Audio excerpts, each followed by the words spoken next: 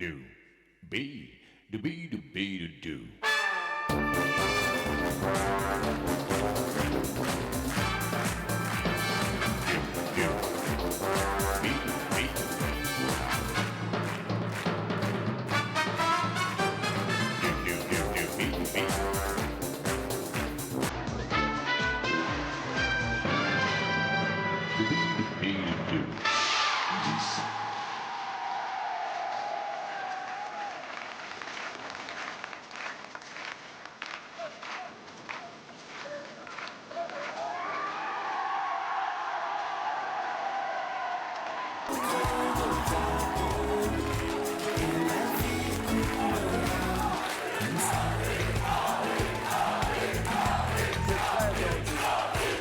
Quelle joie, merci, quelle joie, merci infiniment.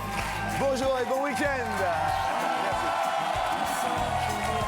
Et ce week-end, les éléments se rencontrent sur notre plateau. Des invités spécialistes de la terre, de la glace, des airs, des candides. Et il y a des gens qui sont spécialistes de climat qui vont se joindre à nous et jouer pour la Fondation Énergie pour le Monde, dont bien sûr le fondateur est parmi nous. Bonjour Alain, nous allons bien sûr présenter Alain. Et cette association, cette Fondation Énergie pour le Monde vient chaque jour au secours de notre douce planète qui en a tellement besoin, si belle mais aussi, on le sait, si fragile, notre planète. Des invités prestigieux aujourd'hui. Le premier sait être aérien. Il sait aussi s'intéresser au temps, à l'environnement et tout particulièrement en tant que d'Artagnan à la calotte polaire ainsi qu'à la fonte des glaces. Le slogan de l'homme que nous allons recevoir est « Ou pourrait être toujours plus haut, toujours plus chaud ». Voici Monsieur Philippe Candeloro.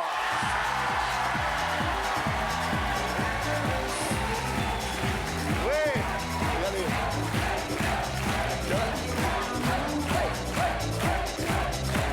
Ça fait super plaisir. Voici Philippe Candeloro. Comment il va, Philippe? Impeccable. On est là pour la planète et puis pour l'environnement et tout. Mais sans planète, on serait pas là non plus. Voilà non plus. Monsieur Candeloro est parmi nous. Super. Alors, maintenant, deuxième invité qui connaît bien les éléments. En nous rendant visite, il a parié sur le beau temps à la fois cyclothermique et thermodynamique. Fort sympathique, professionnel du pronostic. Sébastien Follin.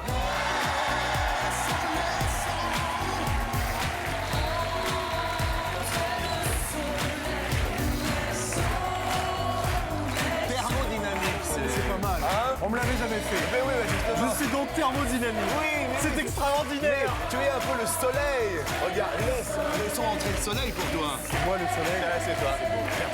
Merci Sébastien. C'est un plaisir. Association, on va en reparler. Fondation. Dis-moi ça. Depuis que tu es arrivé. Oui. Moi, ce qui m'éclate chez Sébastien, Même c'est ça. les C'est ça. cheveux. Tout. Mais tu les as coupés là, non? Un petit peu. Non, mais Ça se voit. N'est-ce pas? C'est quand même une grosse touffe, quoi. C'est-à-dire que plus je les coupe, plus ils gonflent.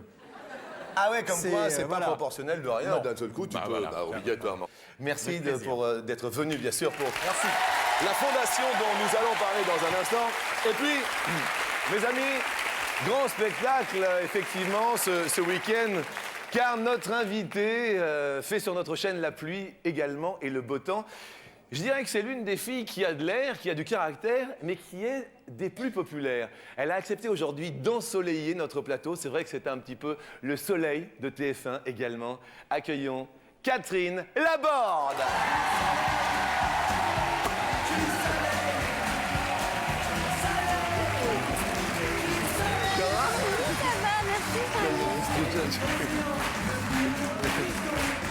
S'il vous plaît.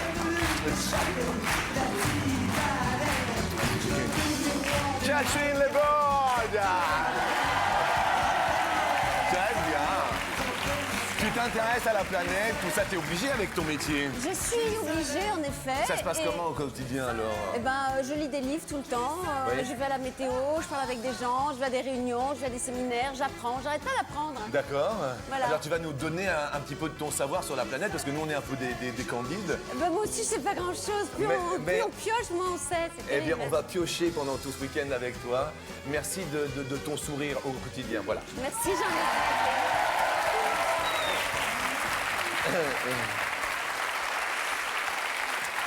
Et alors Et alors maintenant, mes amis, je dois vous avouer que je suis assez touché par la venue de la personne qui va maintenant franchir la porte, puisque cet homme plane tel un zeppelin au-dessus de la chanson, de la comédie, de la publicité, de la variété française. Lors de la composition de ses chansons, il répond de front à une grande ambition, l'amélioration systématique de la qualité de ses airs. Et il a un super air, il s'appelle Richard Gottener.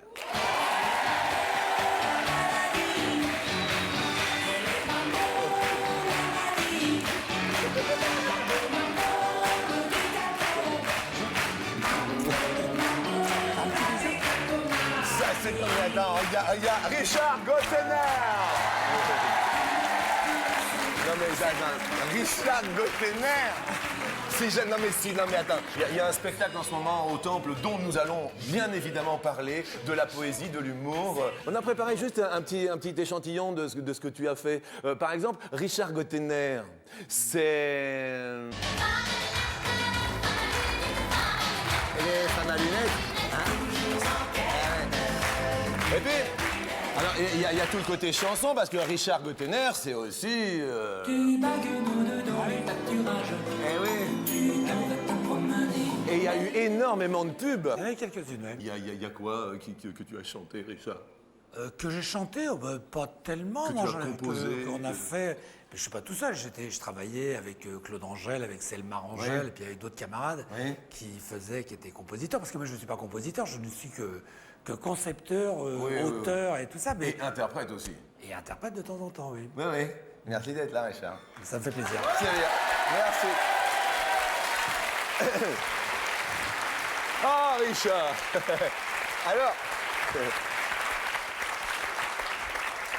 Alors, juste, vous êtes tous ici, et c'est vrai, et je voudrais que nous accueillions quand même le président fondateur, s'il vous plaît, notre ami Alain Liébar. Bonjour Alain, ils sont tous là pour votre Bonjour, fondation. Jean-Luc. Alors Alain, la fondation, qu'est-ce que c'est? Alors la Fondation Énergie pour le Monde existe depuis 1990 Oui.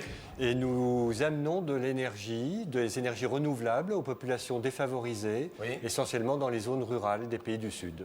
D'accord. Et nous permettons à ces populations de mieux se développer, de mieux vivre, d'accéder à un certain confort, même si par rapport à ce que nous connaissons nous, ça reste D'accord, alors très quand vous modeste. dites certains pays du Sud, vous Eh aidez bien, quel- le Vietnam, le Cambodge, Madagascar, les pays d'Afrique, D'accord. des îles du Pacifique. Eh bien écoutez, merci d'être là. Nous jouons bien sûr pour la Fondation Énergie pour le Monde. Vous voyez, c'est beau, les gens qui créent, les gens, voilà comme ça, le fondateur est là.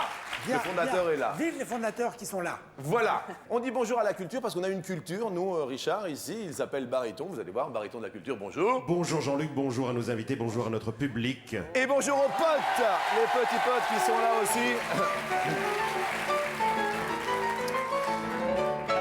On va partir sur la première question. On va partir sur orbite. Qui vous a mis sur orbite au tout début? Comment ça a commencé? Philippe Orbite, c'est pas un gros mot. Orbite, c'est pas un gros mot, non, du tout. Non, c'est en un seul mot. Philippe, toi? Moi j'ai commencé mon sport avec l'école. Ouais. Donc en fait, c'est l'école. Pour une fois que l'école m'a donné quelque chose de bien. Moi j'aime bien. Bon alors Philippe, bon moi. Ouais. Et alors? Bah non, et j'ai la deuxième chance, c'est que le jour où j'ai commencé le patin donc avec l'école, j'ai eu l'entraîneur qui m'a découvert et qui m'a poussé vers cette passion du patinage, parce que sinon. Ton premier patin, c'était à quel âge? Ça c'était en maternelle déjà. Ah ouais. Non mais tu as commencé tôt? Le patin à 7 ans et demi. À 7 ans et demi. C'est en troisième après, ça a été un peu plus dur. Ah oui. Ouais, parce que j'étais entre les deux, entre 6 heures de patin par jour, et il fallait choisir entre le patin ou les études. 6 heures de patin par jour en troisième. Ouais. Attendez, vous vous rendez pas compte. Ah non, c'est beaucoup. Attendez, tu patines 6 heures par jour, Richard Moi, ça, non, rarement. Rarement. Eh ouais. Je fais tout des 6 heures par jour. Qui est-ce qui t'a mis le patin. le patin? Non, pas Alors, le patin, Catherine. Qui est-ce qui t'a mis le pied? Le pied à l'étrier, alors il y aurait plusieurs personnes quand même. Ouais.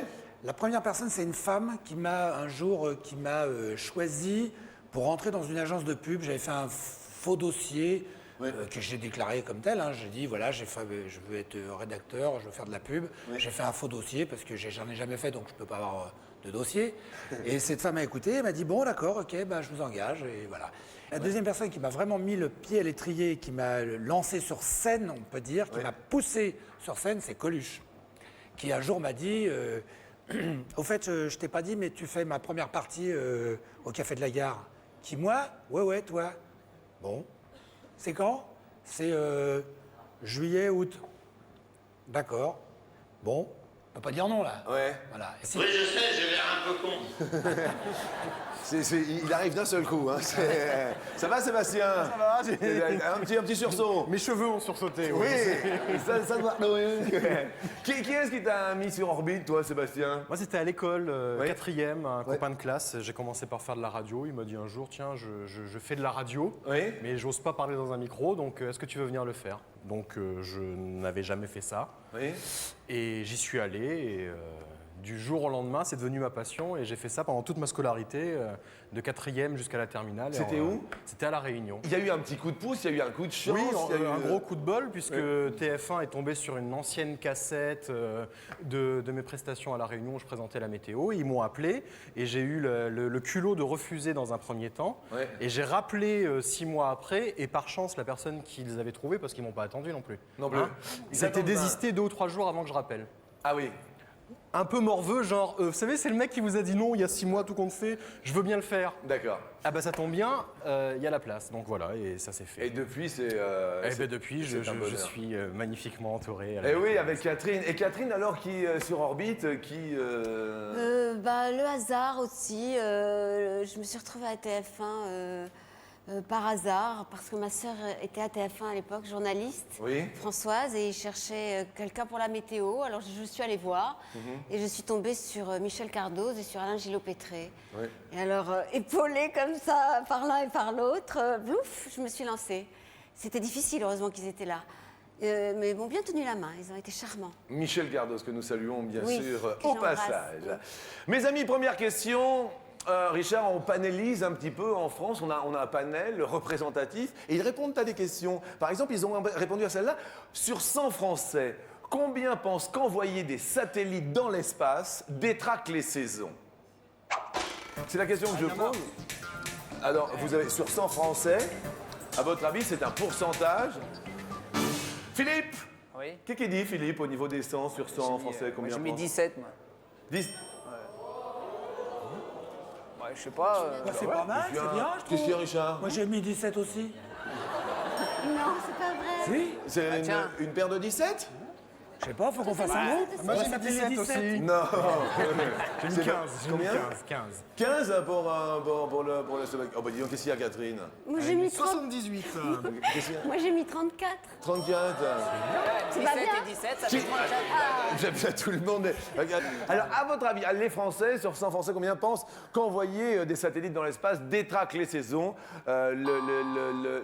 Eh ben, avec 13%, Sébastien Felin est le plus proche de la réponse.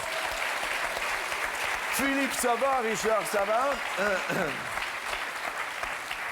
Catherine perd un petit pote. Petit pote. Mais- Oh. C'est quoi un petit pote? Mais Hein? c'est le petit pote. C'est quoi le petit pote? Eh ben, c'est le petit bonhomme qui est là, qui nous tient compagnie. Richard, viens. Non, Richard. Richard. Richard, viens, je te montre. Regarde. Alors, on a des petits potes ici qui sont là, d'accord? Ils sont mignons. Tu vois, ce que je veux dire, il n'y a pas de chiffres et tout ça. Tu perds un petit pote. Toi, tu as les photopotes. D'accord. Tu vois, parce qu'il a un appareil photo. Ouais. Catherine, c'est une fille, on lui a mis fleur pote. T'expliques bien finalement. Ah, c'est beau, hein? Et tu vois, Sébastien, avec... J'ai compris, ça va, j'ai compris. Merci. Merci Richard, merci Richard. L'outil de travail, votre outil à vous du quotidien, votre outil à vous, Philippe, c'est... Le pied. Ah, c'est le pied. Qu'est-ce qu'il a dit? C'est le pied. Ah ouais, bien. Bah oui, Les patins, c'est un accessoire, mais si j'ai pas les pieds, je peux rien faire avec. tu en es où là professionnellement en ce moment, Philippe? Moi, en fait, à partir de février 2005, je serai sur la tournée Holiday on Ice. Donc, Ouais. je vais pouvoir repatiner un peu en France. Donc, j'ai un petit peu laissé les États-Unis pour revenir ici, puisque le pays me manque. Est-ce que tu connais, juste Richard, le palmarès de Philippe quand tu es là-haut ou pas du tout? Le palmarès, tu le Bah, connais? je connais un peu le survol de sa carrière, je pourrais, oui, en gros, mais je connais pas le détail, non? Juste, Philippe, le détail, par exemple. De taille, 2 médailles de bronze aux Jeux Olympiques en 94 et 98. D'accord. Lillehammer, Nagano, 2 médailles au championnat du monde, une de bronze, une d'argent. Ouais. 2 médailles d'argent, championnat d'Europe et champion du monde professionnel en 2000, qui était ma dernière compétition. Voilà, c'était juste pour remettre les choses. Hein? On situe les choses. OK? Et tout. Voilà. OK, ça c'est clair. D'accord, en patin, faut pas lutter. Maintenant, tu vas voir les médailles de Sébastien. Sébastien, on peut parler de ton palmarès? Ouais. Non. Voilà, donc j'ai prévu qu'il pleuvrait il y a 2 week-ends. Ça, c'est avéré vrai. C'est vrai. Philippe, tu as l'air dubitatif sur la météo. Non, c'est quand ils annoncent la pluie, c'est vrai que ça fout le cafard, quoi. Mais c'est pas de leur faute à eux. Hein. Ben oui. Merci, Philippe. Ouais, non, mais... L'outil au quotidien, Richard? Je sais pas, je dirais, ce qui me semble plus utile, ce serait l'imagination, par exemple. Ouais. Voilà, ce serait l'outil que je cherche de temps en temps parce que je le pose et j'arrive pas à le trouver, mais Oui. ce serait l'imagination. Voilà. Parce que l'imagination, parce que on va parler de la goutte au pépère. On peut juste raconter l'histoire parce qu'il y a donc on dit plein de personnages. La goutte au pépère. La goutte au pépère. C'est une famille c'est des mecs qui habitent une famille, ils sont 4, il y a le grand-père, la mère, le père et le fils. Oui. Ils habitent dans une petite fermette, Oui. soi-disant à la campagne, Oui. et eux, ils font du trafic de déchets industriels. C'est comme ça qu'ils vivent. Attention, on est en plein dans le truc. Ah, voilà. Ouais. Et ils apprennent que leur propriétaire vient de mourir, donc ils sont très contents parce qu'ils vont pouvoir acheter l'endroit pour une poignée de haricots. Ouais. Et en fait, pas du tout, puisque leur héritier, l'héritier de cette brave dame, est un publicitaire qui fait de la publicité pour les produits, les leaders sur le marché du bio, qui s'appelle C'est Bio la vie. Oui. Et quand ils apprennent que ces mecs-là viennent chez eux, Oui. ils se disent, si jamais ils découvrent qui on est et quel trafic on pratique, il va nous foutre à la porte, il ne va pas renouveler le bail. Ouais. Donc ils décident de passer pour des paysans qui travaillent la terre de façon authentique. Eh oui. Le publicitaire, lui, qui est toujours qui est un peu en perte de vitesse par rapport à son client, tout ça, machin, il découvre ces gens-là, il se dit, mais tiens, mais ils sont formidables, c'est eux, ils sont tellement authentiques, tellement beaux, qu'on va les prendre comme icônes, Oui. comme on a pris la mère Denis ou machin. C'est vrai que la mère Denis a été pour prise être un jour. représentatif Pour être- de ces bio la vie. Ouais. Et donc, vous imaginez que là, les faux paysans pris pour des vrais, qui sont obligés de jouer le rôle de faux parce que finalement ils sont découverts. Enfin, il y a tout un truc, et là s'amorce l'histoire. Et là, évidemment, de quiproquo en malentendu, le tout entretenu par une boisson qui est faite par le grand-père, qui est la seule parcelle restée intacte sur tout cette espèce de ferme de la mort.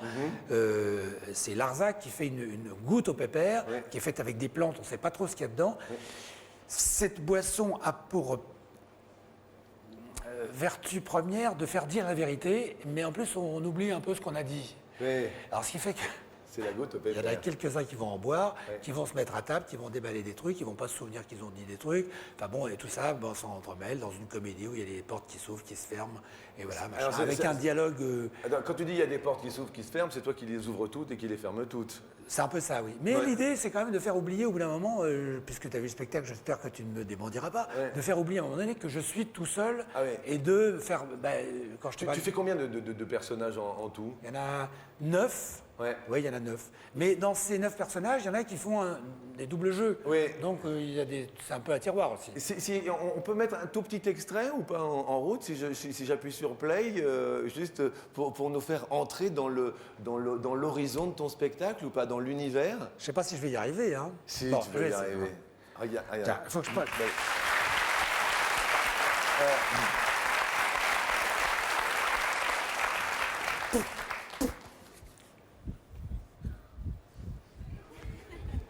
Du groin au troufignon, dans le cochon, tout est bon. Avec les bonnes choses qu'on lui donne à boulotter, crénon, ce serait beau dommage que ce soit pas bon. Les bestiaux, chez nous autres, c'est pas du trafiqué. Du naturel, rien que du naturel. Pour sûr, jamais un granulé, rien que des bonnes épluchures.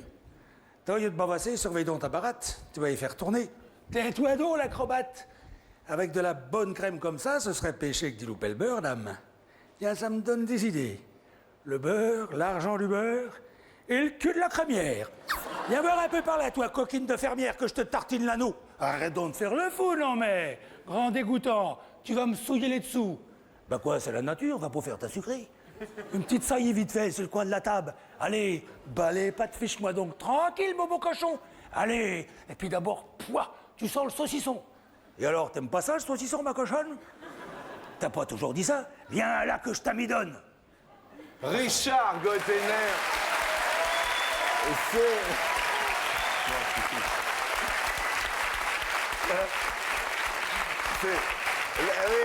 Richard Gottener. Il est au Temple, c'est au Temple. Théâtre le Temple. Théâtre le Temple, à côté de la République. 18 rue du Faubourg du Temple. Oui. À 21h15. Bien. La question suivante, attention, elle est en musique.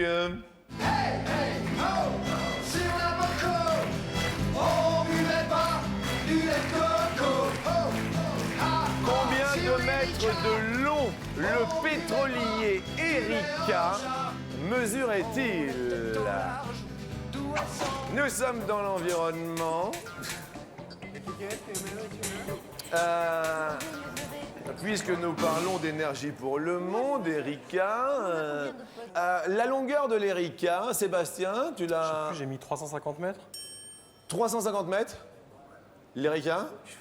Ben l'Erika? Je sais pas, ça me paraît super long, les pétroliers, non? Ils font pas du vélo dessus, ils font pas des... Non, mais je sais pas. Il a confondu pétrolier avec pipeline.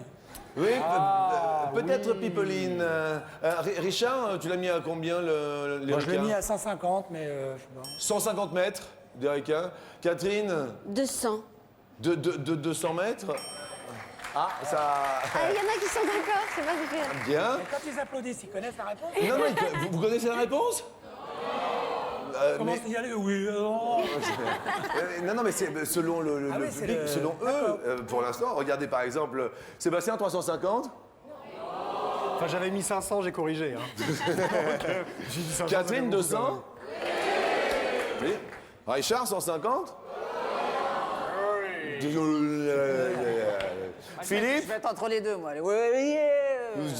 Combien? Ah, regarde. Voyons. 175.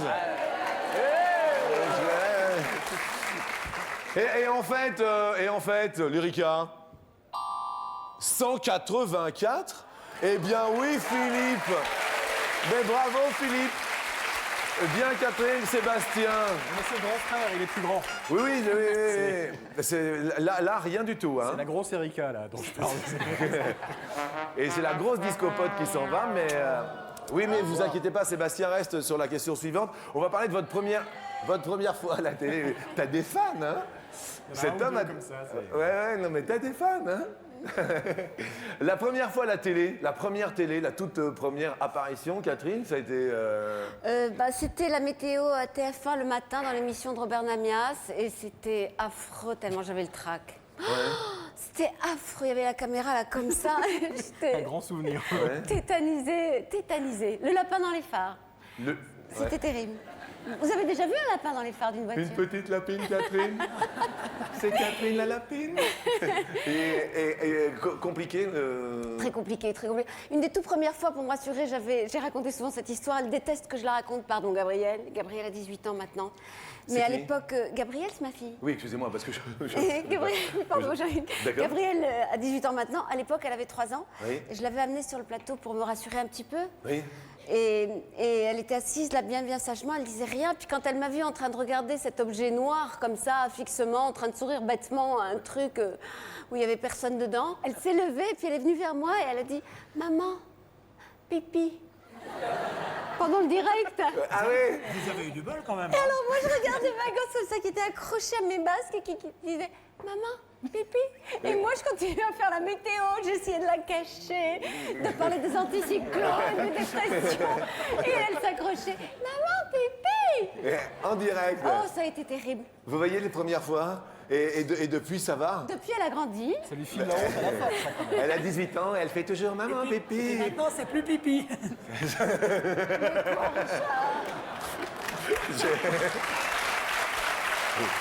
Première télé, Philippe. Moi, ça devait être un reportage France 3 Sport, un truc comme ça, mais alors j'étais vraiment. Je disais rien.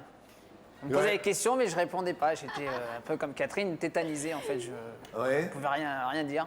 François, tu te rappelles où Ça devait être le premier reportage qu'il venait faire sur moi, l'enfant de Colombe. Enfin bon, voilà, et puis, les premières fois, c'est pas facile, quoi. Ouais. Après, avec l'habitude, on s'habitue.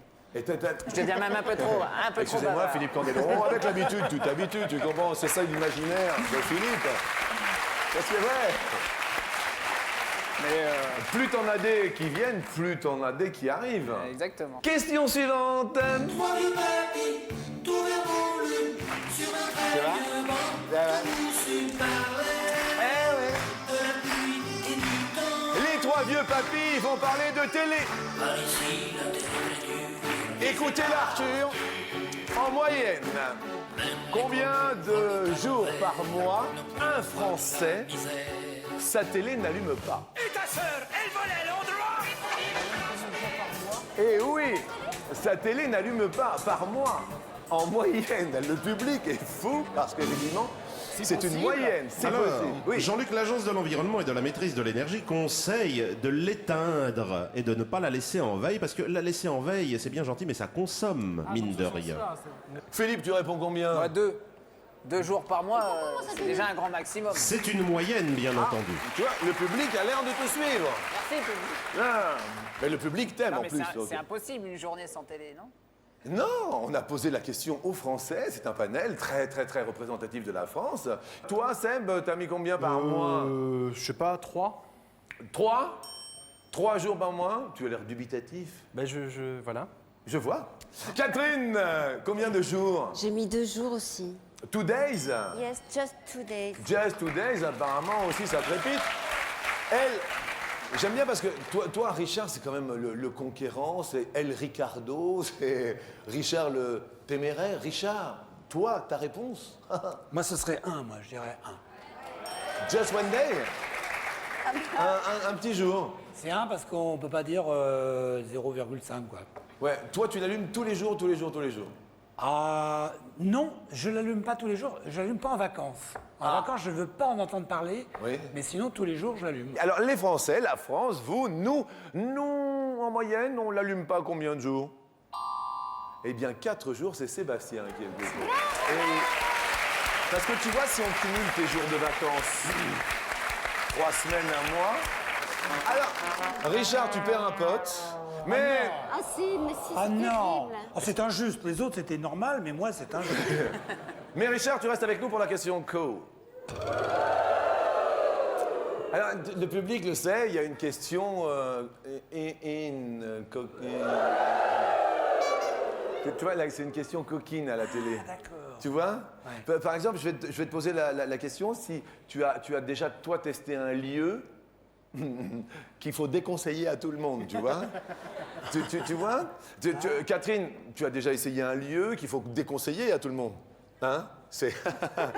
Et Sébastien, t'as eu un truc, toi? Oui. Ouais? Oui. Il faut pas le faire. Non. Hein? Philippe? Moi, il y en a eu plusieurs, mais pas seulement à déconseiller. Ouais. On va savoir tout de suite ça après une courte pause de publicité. A tout de suite en compagnie de Richard, Catherine, Sébastien et Philippe Candeloro.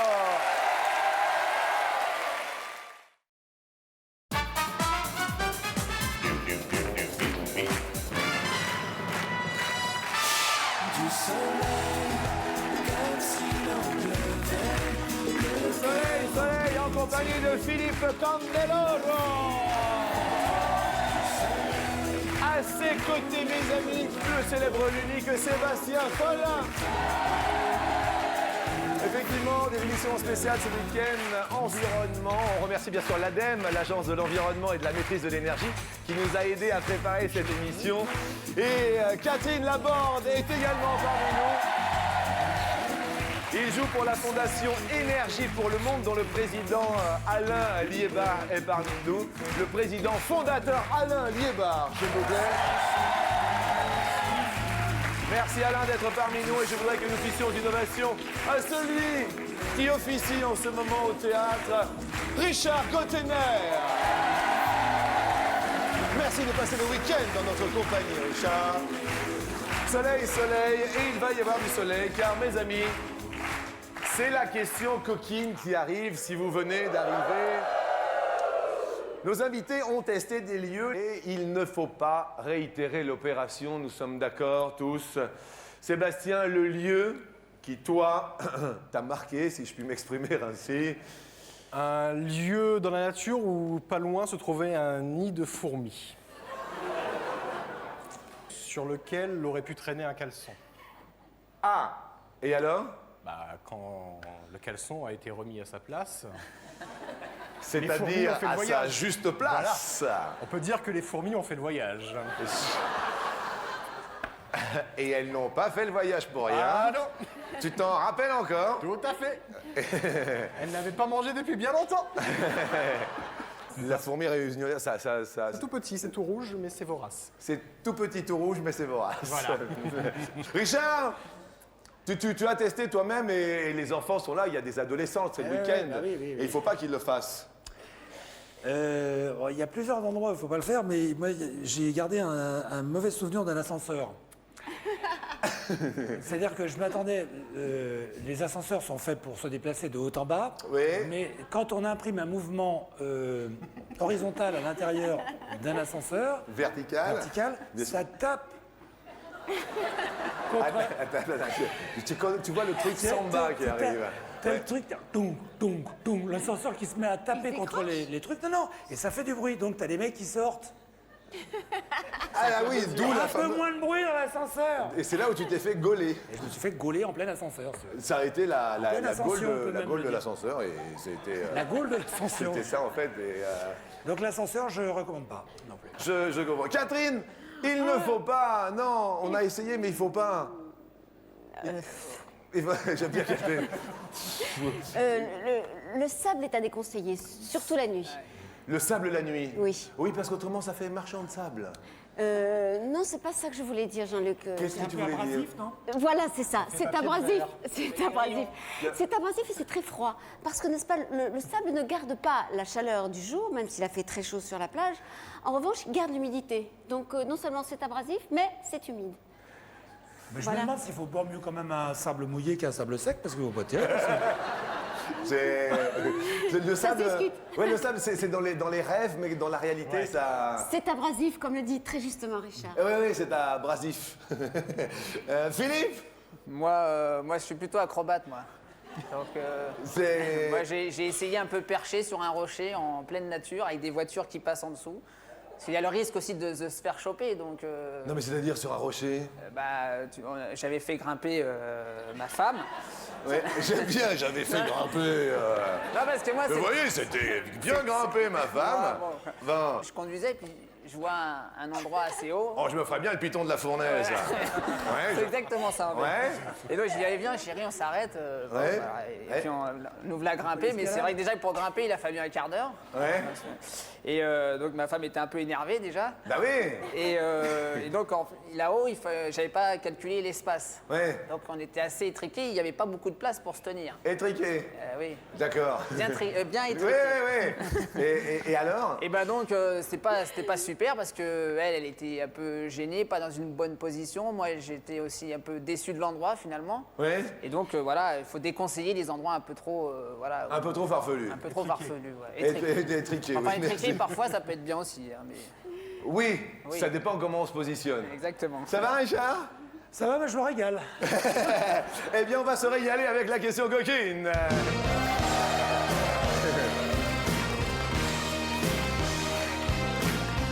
Nous allons parler justement de nature et de découverte. On est en pleine nature pour l'environnement sur 100 Français. Combien ont déjà fait l'amour sur un lit de feuilles mortes dans la nature? Oui, sur un lit de feuilles mortes, Richard. Il faut des feuilles mortes. Non, mais c'est dans la nature, c'est d'accord. l'image de la nature, du lit de feuilles mortes, pas obligatoirement les feuilles. La Mais nature. comme nous sommes en automne, nous parlons de feuilles mortes. Voilà, oui. Pas sur le trottoir. Moi, je Pas mets sur le 100. trottoir, sous un arbre. Oui, non, pas sur le trottoir. Non, franchement, c'est Ah pas bon, ça. pas sur un, ah, Non, pas non, sur pas un sur un trottoir. trottoir, c'est un lit de feuilles mortes, c'est dans la nature. On parle de nature et de découverte. Philippe, tu réponds. Voilà, 85. Sur 100? Sur 100? Ah ouais, bah oui, attends. Sébastien, 65. 65. Catherine, 25. 25. Richard, 75. Il y a des 5. Attends. Réponse 31. Catherine est la plus proche de la réponse. Philippe, père à pote. Ah, ça m'a perturbé. Comment? Ça m'a perturbé. Oui, mais ne t'inquiète pas, tu restes. Attention les amis, ça va peut-être être une question de rapidité. Concentrez-vous. Concentrez-vous. En quelle année? C'est dur. Déjà en quelle année, Richard, c'est dur. Moi, je vais déjà mettre, je sais pas, au hasard, 19. En quelle année? Le premier. Tu donnes le premier? Ouais, Ça va? pour l'instant, ça va. Thermomètre. Oh, ça fait mal. Gradué en degrés Celsius. Fut-il élaboré? Ah bon, pardon. Fut-il quoi, hein, fut-il? Non, ça va. Oui, j'ai. On dit degrés Celsius ou degrés centigrades, mais pourquoi Celsius? Oui. Parce que c'est le Suédois Anders Celsius qui a élaboré un thermomètre Ah, c'est lui, de l'échelle de 0 à 100. Sébastien, 1810. 1810. On le valide. Philippe, 1860, moi. 1860. Catherine, 1739. Richard, qui dit 37,2. le matin? Non, Donc, je dis 1850, moi. 1850 pour Richard. La réponse étant 1742. Catherinette, mais ouais, Catherinette. Alors Jean-Luc,